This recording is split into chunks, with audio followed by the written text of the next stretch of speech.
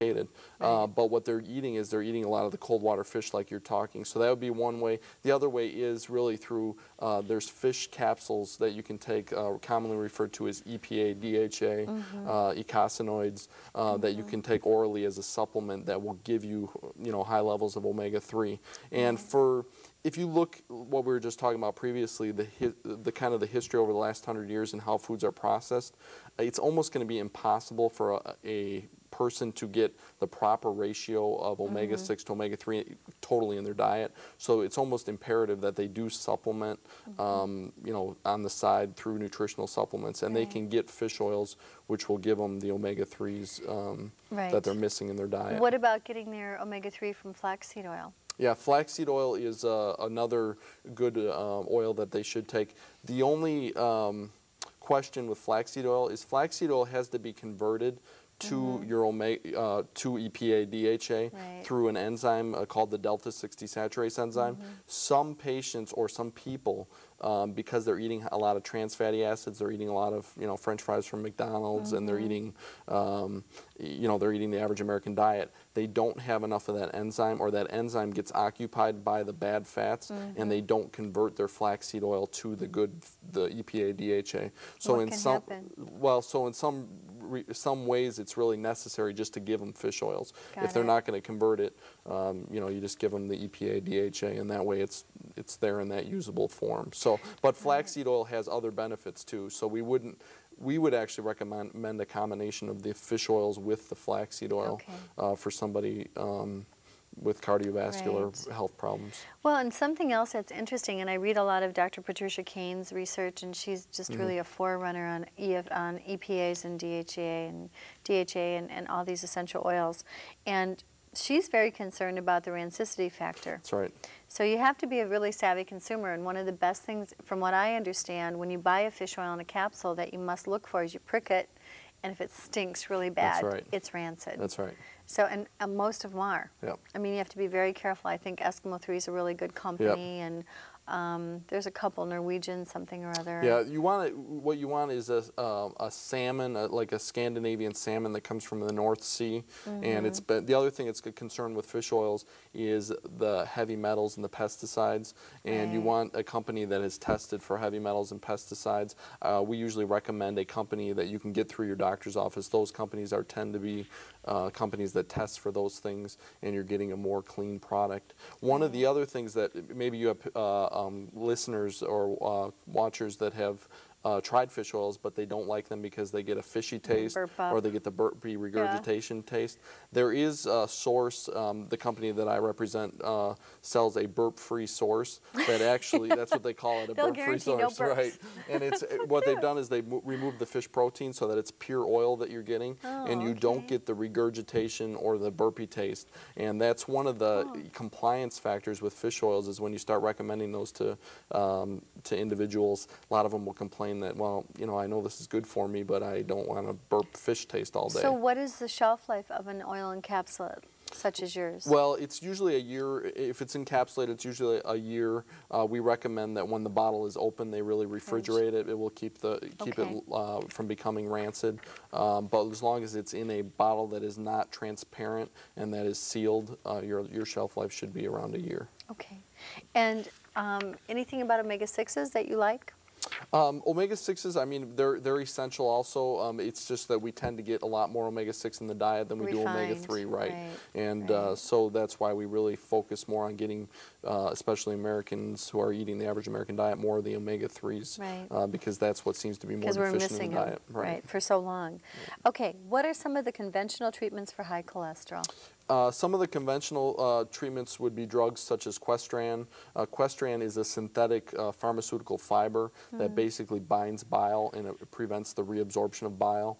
And bile is loaded with cholesterol. So if you can bind that up and help it from being reabsorbed, you're going to get a reduction in cholesterol. The problem with drugs such as Questran is patients complain of a lot of gastric irritation. There's a lot of side effects to it. One of the other drugs that you probably, many people are on and recognize are drugs such as Mevacor, Lipitor, Zocor. Those are all your statin drugs. And your statin drugs, what they do is they block an enzyme. It's called the HMG-CoA reductase enzyme. That enzyme is a rate-limiting enzyme. If you can alter the amount of that enzyme, you'll reduce cholesterol levels, or you'll alter cholesterol levels. It's involved in cholesterol synthesis. So what your statin drugs are doing is they're blocking that enzyme, and then you're getting the reduction in cholesterol. The problem, again, with a lot of your statin drugs is very toxic to the liver. That's why if you're taking it, you probably are going to your doctor every 6 weeks and getting a liver enzyme check, because you'll see that your liver enzymes start to go up.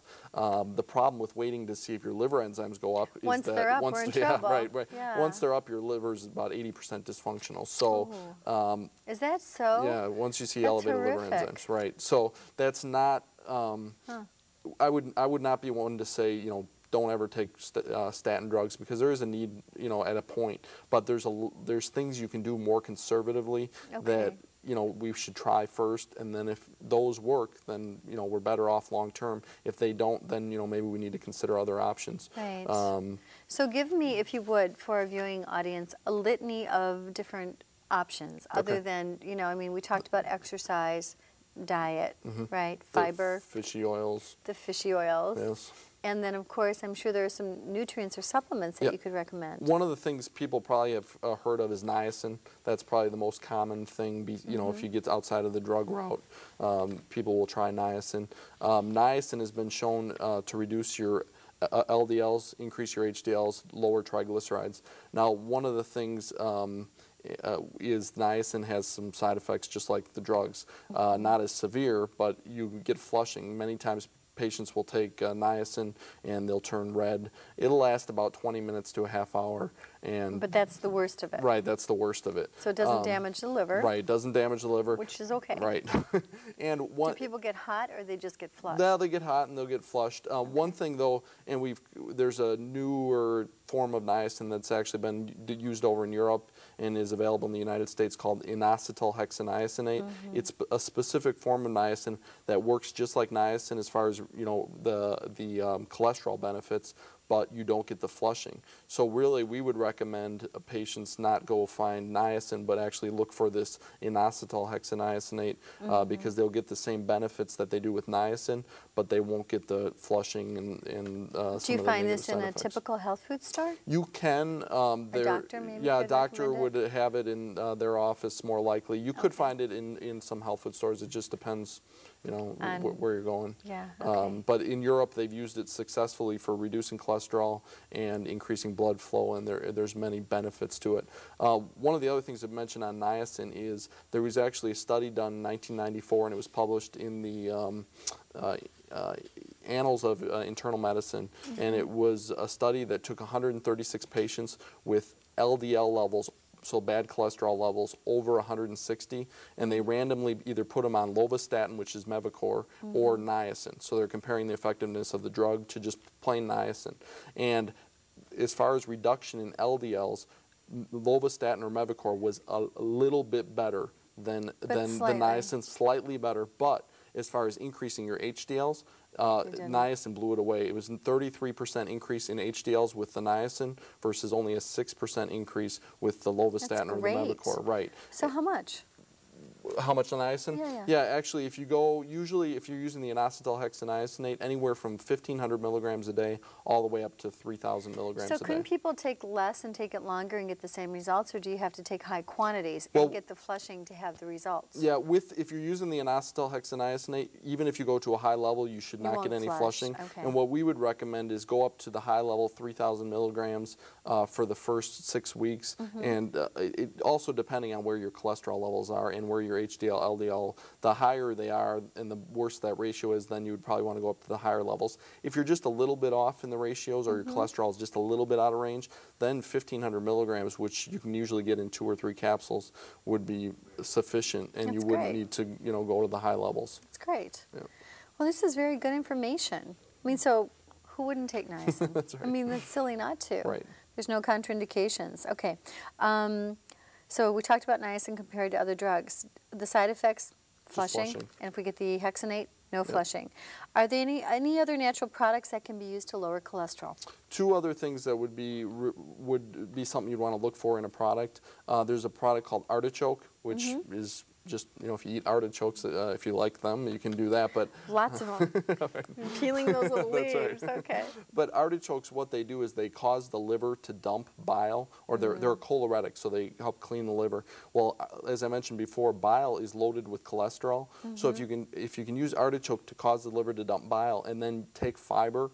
Fiber will bind up that bile and remove Right. it through the stools. Cool. So that's another way you can reduce cholesterol, is using the artichoke and the fibers, together to reduce your cholesterol And some levels. people literally don't produce enough bile. Right. So taking an ox bile product, or a product that's bile laden, That's right. will help you to actually break everything down more efficiently. Yeah, with digestion, very good approach. One other herb that may be beneficial is a product called Guga Lipids, which Yeah. sounds funny, but but Guga Lipids has a long history. It's an Indian herb that's been used for reducing cholesterol.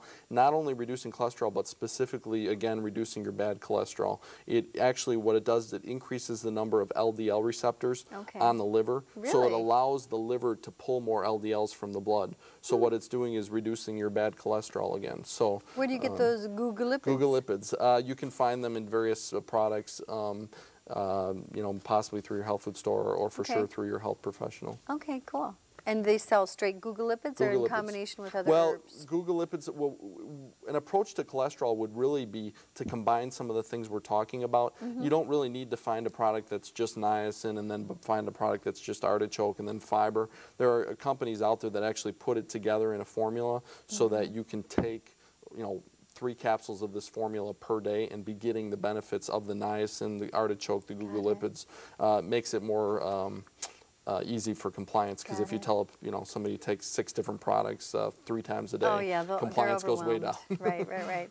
So if people take some of these products that we've mentioned, they should see results within what, 2, 3, 4 months? Yeah, usually what we would recommend is if they've recently had their blood analyzed and they see they're a little bit high cholesterol, they've got a poor ratio, to do the natural products for about 3 months, then rerun their blood and see Retest. where they're at. And usually it's not uncommon to see a 50 to 100 point drop in cholesterol, and to see those ratios really come into the proper. Isn't that fabulous? Right, it is. And really, if you look at, since the pharmaceutical companies have really started to promote their products, you see them more on the TV and magazines and things like that. Right. Some experts have really become concerned, especially in the area of cholesterol management, because the drugs have such toxic and Yes, negative yes. side effects. You can really accomplish many of the things we're talking about through a much more conservative, Great. safe approach. And try that first, and Right. you can always go the other route if you have to. Right. But so many people benefit from the more conservative approach, Right. and don't have all the negative side effects. Aaron, as usual, this goes too fast. Thank you for being here. It was Thank you. wonderful. And listen, if you have any questions at all, you feel free to give me a call. I'll refer you to the products that Aaron mentioned for us. And you know what? Until next week, take good care of your health. May you and those you love be blessed with the gift of abundant health. Good night. I'm Deborah Arneson with HealthQuest.